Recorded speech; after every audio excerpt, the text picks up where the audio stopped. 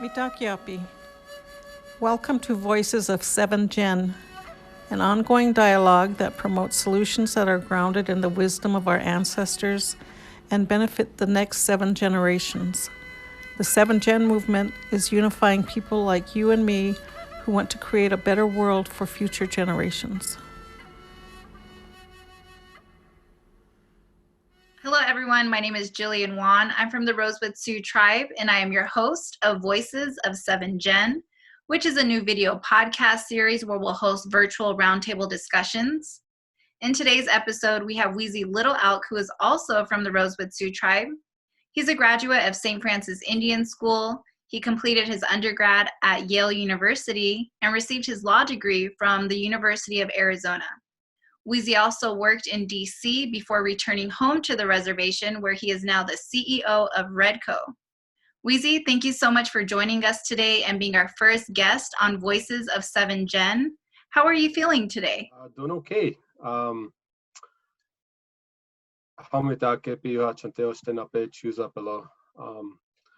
good to be on here, and generally feeling good. We've had some good things happen. At the same time, right now is a very serious moment in time and history that we're facing right now. This is something that's very sad, because of the number of people that are dying in the United States. At the same time, it provides us a moment to kind of stop and reflect on what's most important and think about how we want to shape our future. Also, we really want to know how a lot of the CEOs are handling just working from home and dealing with the stressors of being a leader. How are you handling this as far as your mental health? I don't know about other CEOs, but I've always kind of worked in high stress environments, and this is no different. Basically, it means I'm working a little bit more, but one of my first jobs is to really take care of our people and take care of our employees and make sure that they have what they need to do their work and to kind of move forward with the work that they need to get done. So just taking care of our employees in a different way, more remotely, more remote meetings. It definitely makes you think about missing some of the in-person meetings, but when those resume again, it'll just make them much more meaningful. And always having to work in kind of a high stress environments. I'm not perfect, but I've always kind of taken that time to do reflection and prayer. Probably the big area where I need to improve is kind of the physical health, but I needed to improve in that area even before this all happened. So there's still some stuff that needs to happen there, but doing okay. Yeah, this has definitely been a big time for a lot of self-reflection. And I know you have a lot on your plate, but can you tell us about some of the work that you're doing and why it's so meaningful? Yeah, well, it's not just me, right? Like I'm just one person, and really what we're trying to do here is much bigger than any one person, any one individual. And fundamentally, our work is about improving people's lives. And that was important before the pandemic. It's important during the pandemic, and it's going to be important after the pandemic.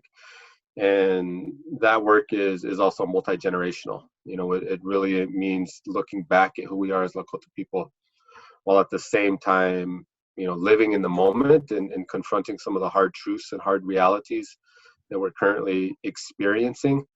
And at the same time, imagining and then taking, that vision of a better world for the future and turning those into concrete steps now. And so, the ways that we're doing that, is multi-level and interdisciplinary. and it encompasses a lot of different, angles, from job creation, from running businesses to community development projects, to, kind of longer term, more complicated, kind of planning and analysis. But at the end of the day, it really comes back to, how can we help people improve their lives? How can we, take care of the Sicangu, Lakota Oyate, and do good for our people, and for the, the Ocheti Shakongwi, and for our region, and for the rest of the world. And I know Redco is involved in so much as far as business and bettering the community. And just working for Redco, I have heard the term plenty of times, the 7-Gen plan. And I wanted to jump into what that idea is and what the vision is for 7-Gen. Can you let us know what that is exactly? So 7-Gen is something that no one person owns, and no one group of people can really own.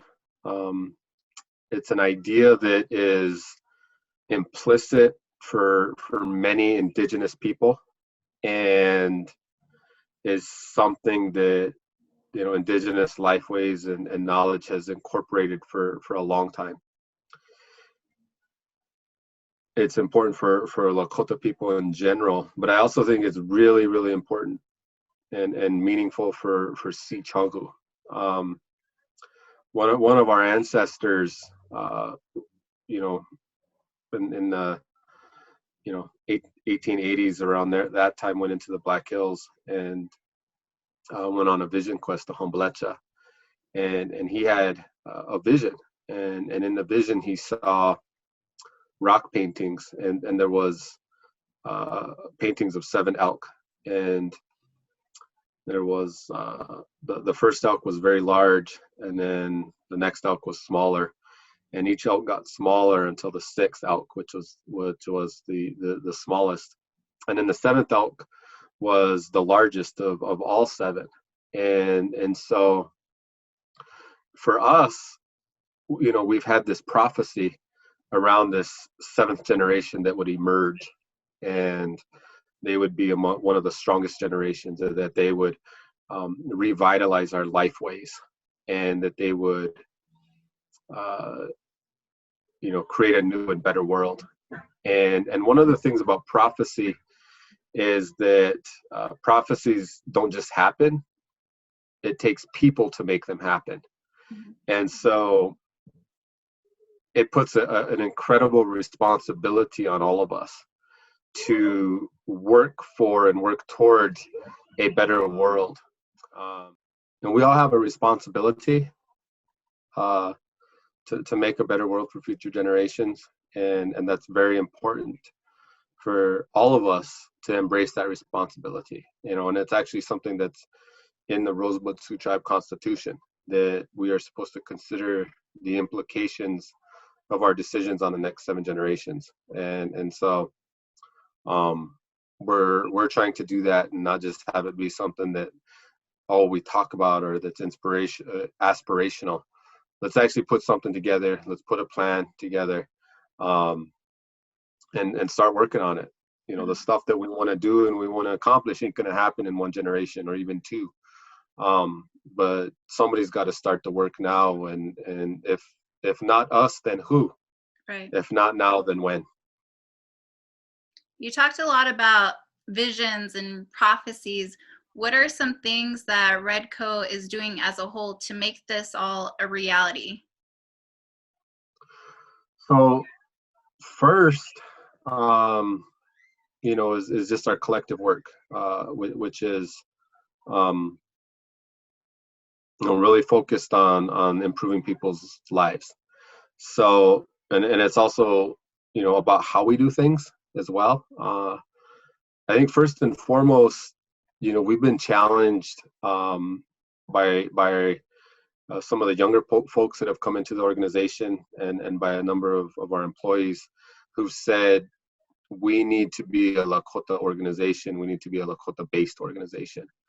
And so simply the way we go about our work and trying to approach it from a Lakota perspective is really, really important. And that has to form the foundation and the basis for everything that we do. And then specifically, we, have our business activities, and we have our community development activities.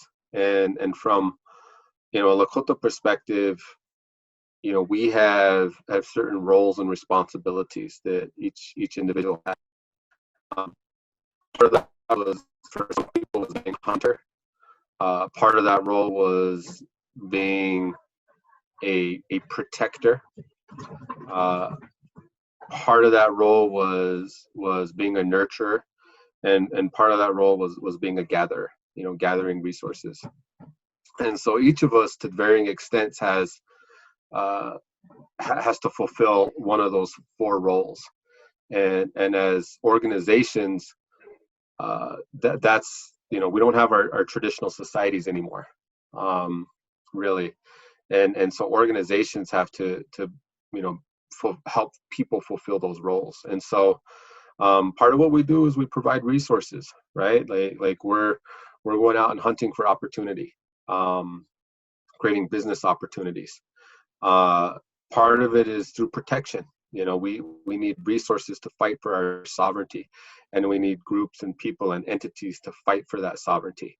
And so, from time to time, we have to take up those activities. We also have a nurture component, and a lot of our community-based work is around nurturing people and their families and their homes. And we have to do that. And then we also have to have this kind of, gathering mentality as well, and bringing people together and gathering resources. And so it's really, a lot of it is finding ways to fulfill and be true to who we are as Lakota, but just doing it in a modern context. And there are, very specific ways that we do that, but big picture, that's one of the most important things. Mm-hmm. And Redco is an economic development corporation. Now, when you think of a corporation, you don't think of them helping their people, but Redco is the opposite. They always seem to have the people in mind first. And I'm curious to know why Redco is so highly focused on things like food and just basic needs for people to do well in life. From a Lakota perspective, when you participate in our ceremonies, one of the first things you learn, or you start to learn, is the importance of the basics. And when it really comes down to it, and people think about the most important things in their life, family is one of them. Where, if you ask anybody and you say, what's most important to you, more than likely they're going to say family. They're going to talk about their kids, they're going to talk about their mom and their dad, their aunties, uncles. And so we have to be about taking care of families. And then people are going to talk about what do we need to live? Food and water always come to mind. And those are really prevalent in all of our ceremonies, either coming together to feast, or else going without. And so we have to be about that same thing. We have to be about protecting our food and our water resources and protecting our families, while at the same time nurturing our families and creating opportunity for people to have, enough food, good food, and water, clean water. And then after that, the other kind of basics around shelter and clothing. And so, we need to be able to address housing and ensure that people have, safe places to live that reflect our values. And we need to have resources to be able to go out and get the other basics that we need to live in today's world. And if we can do all of that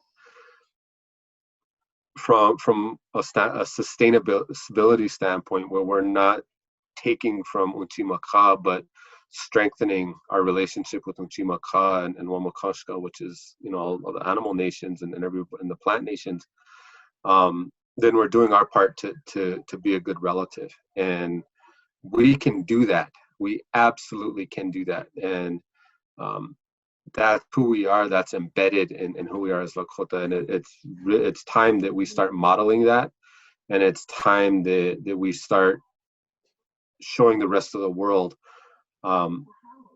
how that life can be lived. Mhm. Yes, and those are all great things, and they're all improving. And it kind of taps into, again, the vision that you have, and or everybody that works for Redco, everybody's vision.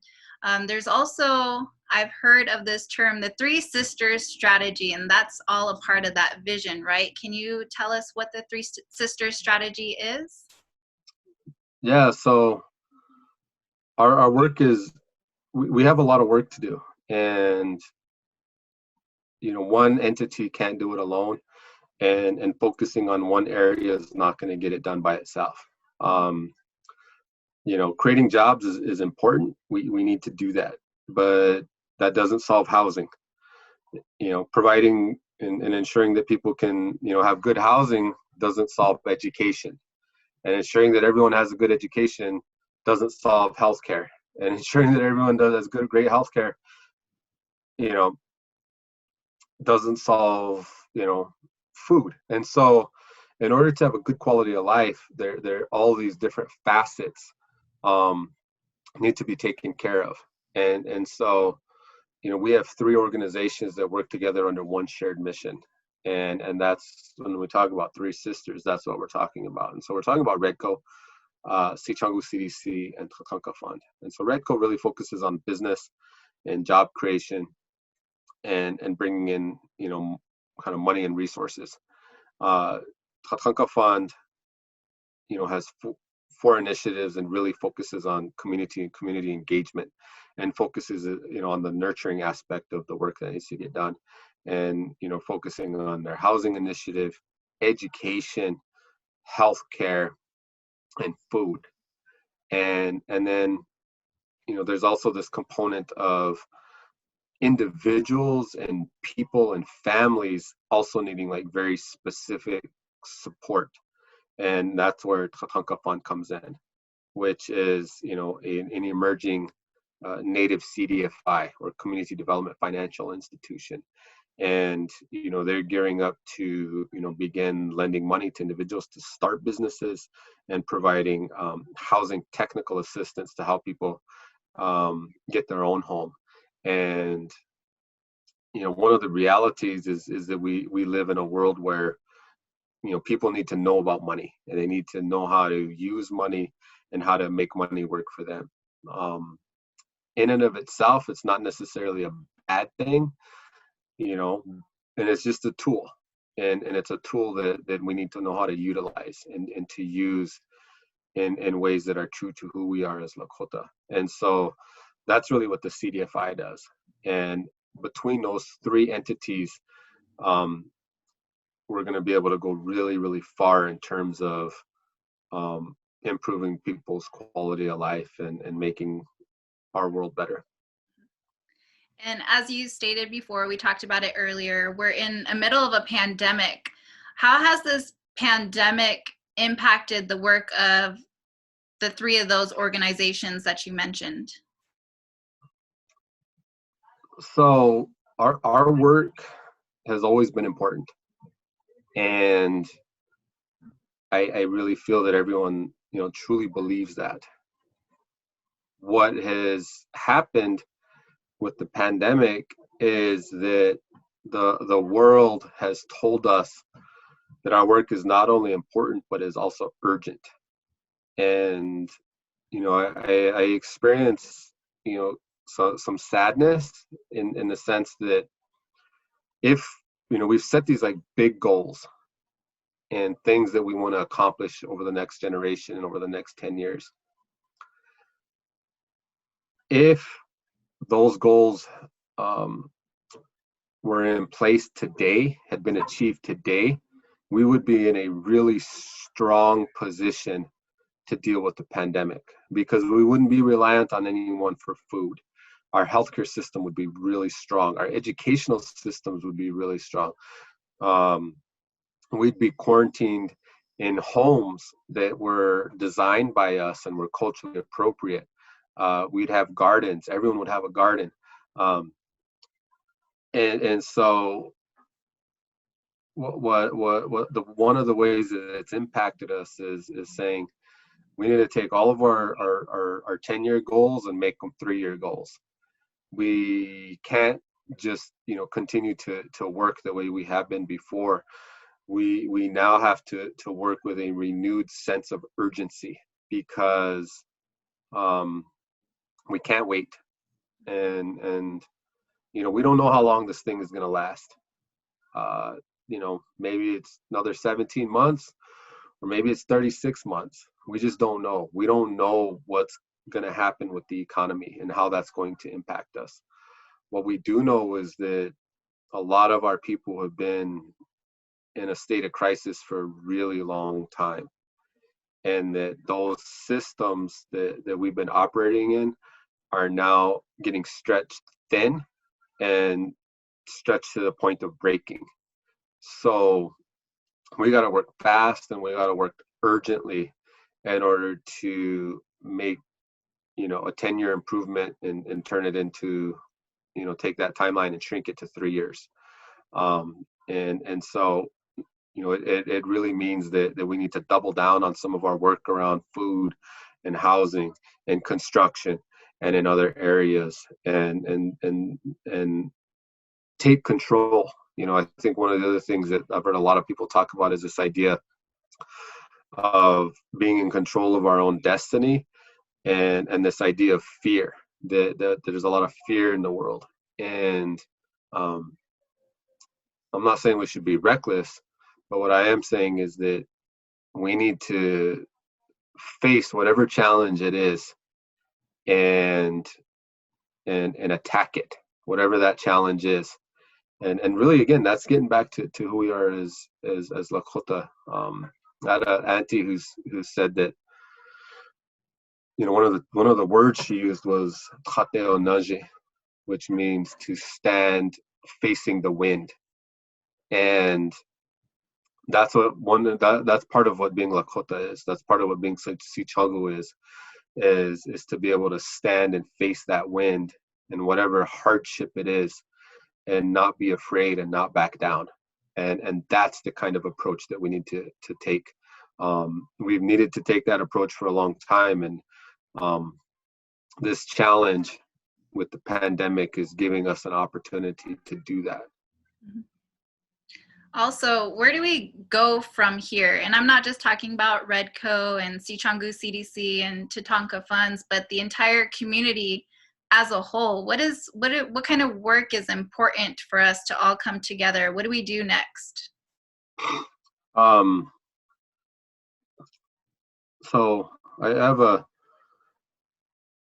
I do writing, and I try to talk about events, but one of the things I did was imagined 10 years from now, if we have another pandemic 10 years from now, what are we going to do? What would our response look like? And I think what we can do next is, on multiple levels. First, we really have to focus on our tiwahe, our own families, and make sure that we are secure in our own families, that our families are protected, and that we're appreciative of each other, and that we're helping each other, and make sure we're secure and appreciative, and being good relatives to each other. Next, is our tilshpai, and creating that unity among families. Sometimes people talk about that as being communities. And the third is this idea of oshpaye, which is, traditionally was a group of tioshpai or a band. If we were to put that in modern terms, that might be, an individual tribe or a native nation, Rosebud or Pine Ridge or Shine River, or, and making sure that we as sovereign native nations have done what we need to in order to secure and protect the health and well-being of our people. And then finally is this idea of it, and Oyate is a nation or a species, so we talk about, the, Lakota Oyate, or the Ocheti Shakoi, or, the Tathanka Oyate, or the Shukwa Khan Oyate. What we need to focus on is how are we going to pull all of our native nations together to really get back to having an Oyate, an actual nation. And sometimes I think it takes moments, and it takes it takes hardship sometimes, but through hardship is an opportunity to get better. And so I think that when we think about like what's next, is we have to come together as Lakota. We have to come together as Dakota, Nakota. We have to come together to reform the Ocheti Shakoi, to reform the Seven Council Fires, that alliance that we once had. We've shown, and history has shown, that when we come together, that we're unstoppable. We can't be defeated. Nothing can break us. And if we're able to do that, I think that we're going to be really well positioned, going into the next decade. And so, but again, it starts with families. It starts with each individual. And if we do that, and if we move forward with purpose, and sometimes when we talk about collective purpose, we use the word Chawachi Monjila, which means to be of one heart and one mind.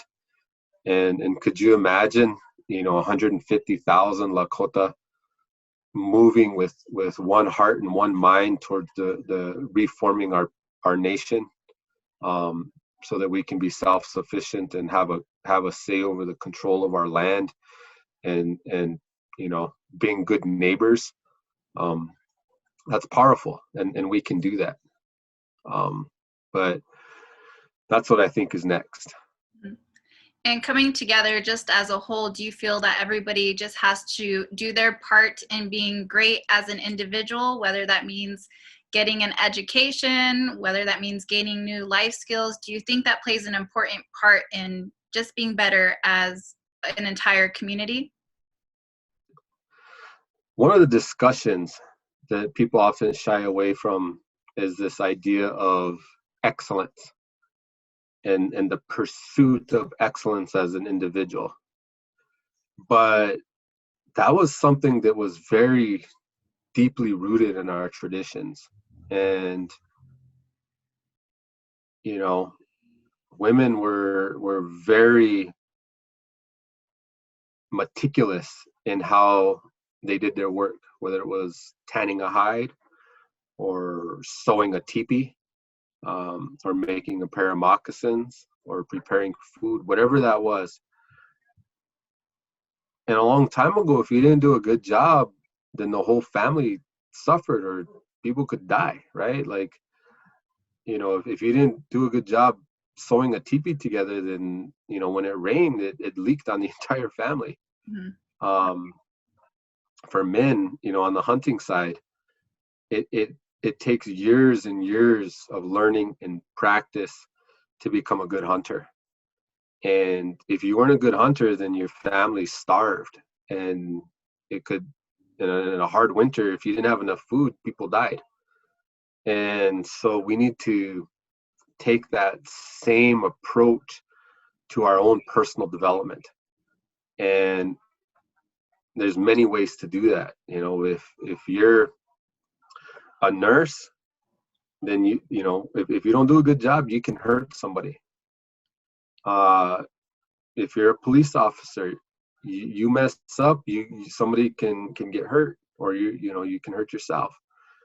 If you work construction, if you don't do a good job, you're not going to build anything of quality. If you're a lawyer, you're writing, and can win a court case, and that can have a huge impact on our rights. If you're, involved in water, water quality, that's huge.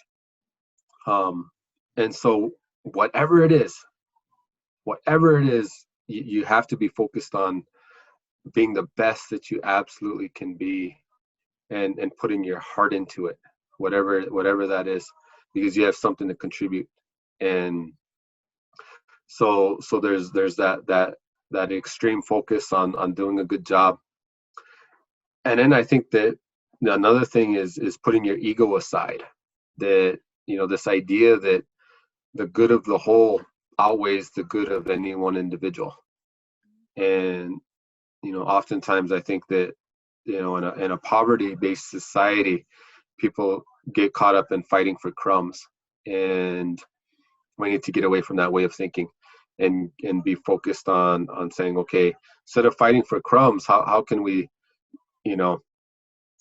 get enough to feed everybody, so that everyone can live and prosper and have a good life. And think of the big picture as opposed to, what's in front of you. One of the ways that I think is really important is that idea to be able to look at the big picture and long term, but then also like be able to focus in on something very specific, and to be able to move between both of those worlds. And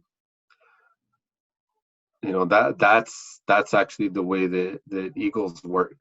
When eagles are flying, they can look and see an entire football field, but at the same time they can see a mouse on the ground moving in that football field.